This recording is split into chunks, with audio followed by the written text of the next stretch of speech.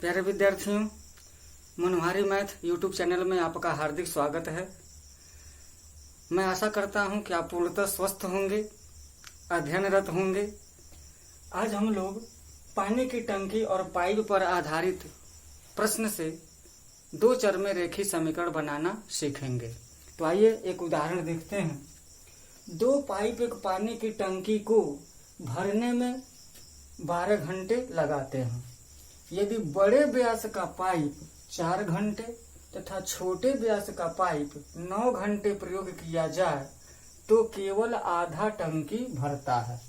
प्रत्येक पाइप टंकी को भरने में कितना समय लेगा? तो सबसे पहले हम दो तरह का पाइप है, एक बड़े व्यास का है और एक छोटे व्यास का है। जाहिर सी बात है कि अगर व्यास बड़ा होगा तो उस पाइप से पानी ज्यादा आएगा और जिस पाइप का व्यास कम होगा उससे कम पानी आएगा। तो जिसका व्यास ज्यादा होगा वो टंकी को भरने में कम समय लेगा और जिसका व्यास छोटा होगा वो पानी की टंकी को भरने में ज्यादा समय लेगा। ये थियरी यहाँ काम करेगी। तो यहाँ माना कि बड़े व्यास का पाइप टंकी को पूरा भरने में x घंटे तथा छोटे व्यास का पाइप y घंटे लेता है। तो जिस तरह से हम लोग काम समय में ये देखे थे कि कोई काम अगर x दिन में समाप्त होता है तो एक दिन में वह 1/x ही भाग हो पाता है। ठीक उसी तरीके से पानी की टंकी और पाइप वाले प्रश्न में भी अगर कोई पाइप किसी टंकी को भरने में x घंटे लेता है तो 1 घंटे में उस टंकी का मात्र 1/x भाग ही भरेगा। तो यहाँ देखा जाए दो पाइप एक पानी की टंकी को भरने में 12 घंटे लगाते हैं। समीकरण हमारा कैसे बनेगा? तो बड़े व्यास का पाइप 1 घंटे में 1/x भाग भरेगा और छोटे व्यास का पाइप उसी टंकी को भरने में 1/y भाग भरेगा। यहाँ बताया कि दोनों पाइप पानी की टंकी को भरने में 12 घंटे लगाते हैं, यानी कि उनके द्वारा 1 घंटे में टंकी का 1/12 भाग ही भरेगा। एक बार और देखा, बड़े व्यास का पाइप पानी की टंकी को भरने में x घंटे लगाता है तो 1 घंटे में 1/x भाग भरेगा। छोटे व्यास का पाइप y घंटे लेता है तो छोटे व्यास का पाइप 1 घंटे में मात्र 1/y भाग भरेगा और दोनों मिला करके 1 घंटे में 1/12 भाग भरेंगे। दोनों मिलकर के 12 घंटे में भरते हैं तो 1 घंटे में पूरे टंकी का 1/12 भाग भरेगा।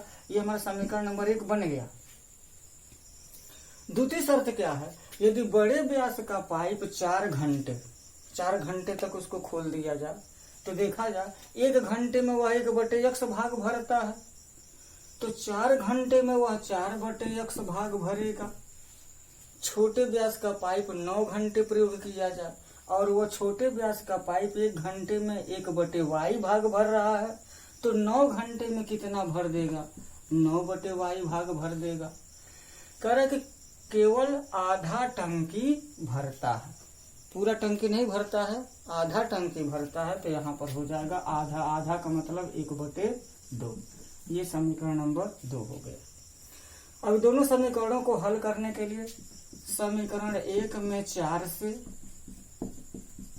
और समीकरण 2 में 1 से गुणा कर दिया जाए तो हो जाएगा 4/x धन 4/y। 4/12 होगा, 4/12 को 1/3 कहते हैं।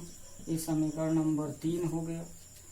इसमें 1 से गुणा करते हैं तो कोई फर्क नहीं पड़ने वाला। 9/y बराबर 1/2, समीकरण नंबर 4। अब यहाँ देख रहे हैं कि पद बराबर है, चिन्ह समान है तो घटा देंगे तो कट जाएगा। 4/y में से 9/y घटेगा तो ऋण 5/y हो जाएगा और बराबर यहाँ रफ कर लेते हैं 1/3 में से 1/2 घटाएंगे, 3 2 का लॉस 6 हो जाएगा, 3 दूना 6, 2 1 कम 2, 2 3 6, 3 1 कम 3 बराबर हो जाएगा ऋण 1/6। ऋण 1/6 यहाँ पर लिख दिया जाएगा ऋण 1/6। अब यहाँ तिरछा गुणा कर देंगे तो y में ऋण ऋण कैंसिल हो जाएगा, y में 1 का गुणा करेंगे तो हो जाएगा y, 6 में 5 का गुणा करेंगे तो ये हो जाएगा 30। मात्रक है घंटे में, क्योंकि हम माने हैं यहाँ पर y घंटे, तो y बराबर 30 घंटे। ये हमारा एक उत्तर आ गया।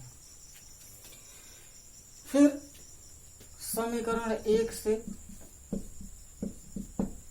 समीकरण 1 क्या है, 1/x धन 1/y, y का मान है 30 बराबर 1/12, 1/x बराबर 1/12 ऋण 1/30।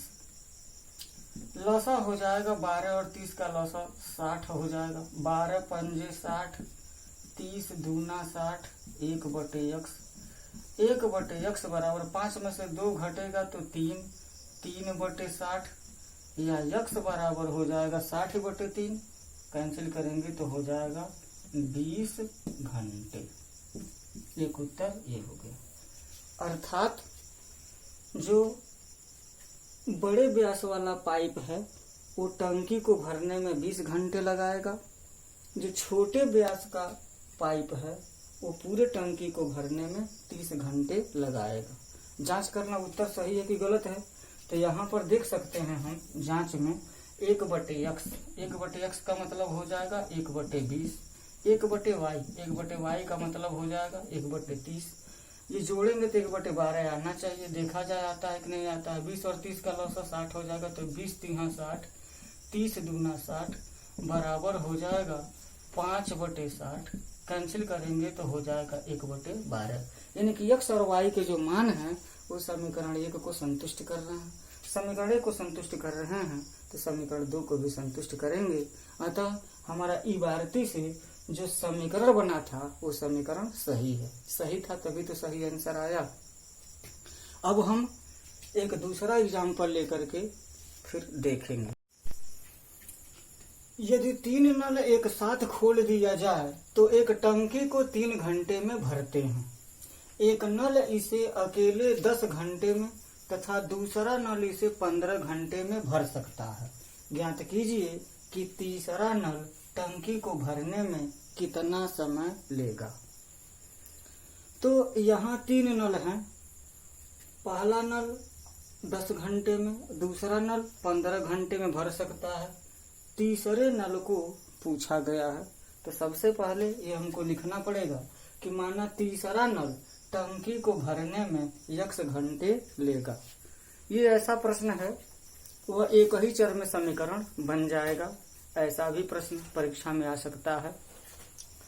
तो यहाँ हम देखेंगे, लिखेंगे यहाँ कि पहला नल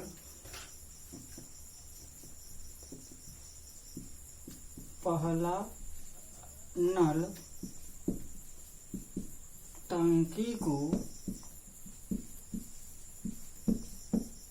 10 घंटे में भरता है। तो क्या होगा, पहला नल टंकी को 1 घंटे में 1/10 भाग भरेगा। ठीक इसी तरीके से दूसरा नल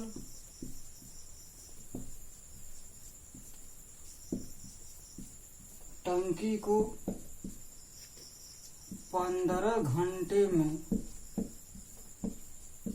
भरता है। तो दूसरा नल टंकी को 1 घंटे में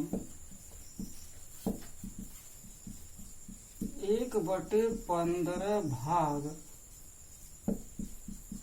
भरेगा। और तीसरा नल टंकी को भरने में x घंटे लगा रहा है। तो तीसरा नल 1 घंटे में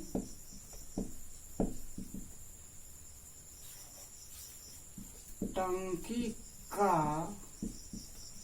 1/x भाग भरेगा। इतना लिखने के बाद जो हमारा शर्त है समीकरण बनाएंगे। जो कंडीशन दिया है वो क्या है कि 3 नल एक साथ खोल दिए जाएं तो टंकी को 3 घंटे में भर सकते हैं।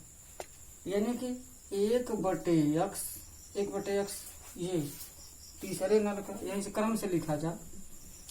पहला नल 1 घंटे में 1/10 भाग भरता है। दूसरा नल 1 घंटे में 1/15 भाग भरता है। तीसरा नल 1 घंटे में 1/x भाग भरता है। अब तीनों का भरा हुआ भाग अगर हम जोड़ देंगे तो क्या होगा, 1 घंटे में तीनों के द्वारा भरे गए भाग पता चलेंगे। तीनों नल उसको 3 घंटे में भरते हैं तो तीनों नल के द्वारा 1 घंटे में जो भाग भरेगा वो क्या होगा, 1/3 भाग होगा। बस यही समीकरण बन गया हमारा।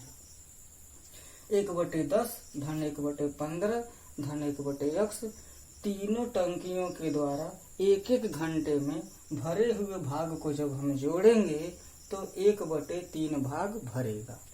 समीकरण बन गया। अब ये हो जाएगा 1/x बराबर 1/3 ऋण 1/10 ऋण 1/15। 1/x बराबर, अब इसको हमको जोड़ना घटाना है, हर बराबर नहीं है, लसा ले लेंगे। लसा 30 हो जाएगा। 3 दहा में 30, 10 तिहा 30, 15 दूना 30। अर्थात अब ये हो जाएगा 1/x बराबर 10 में से 3 घटेगा 7, 7 में से 2 घटेगा तो 5 हो जाएगा। 5/30 या 1/x बराबर 1/6 या x बराबर 6 घंटे।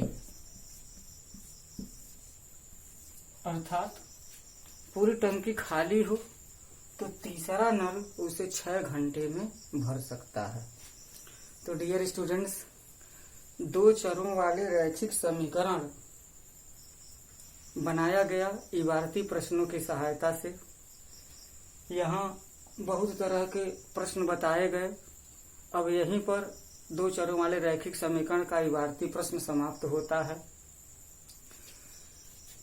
प्लेलिस्ट में जाकर के आप जितने भी तरह के प्रश्न हैं, भिन्न भिन्न प्रकार के प्रश्न हैं, उनसे बनाए गए समीकरण बनाने की जो विधि है उसको आप ध्यान से पढ़ेंगे, जरूर आपको लाभ होगा। अब मिलते हैं अगले वीडियो में द्विघात समीकरण के साथ। धन्यवाद।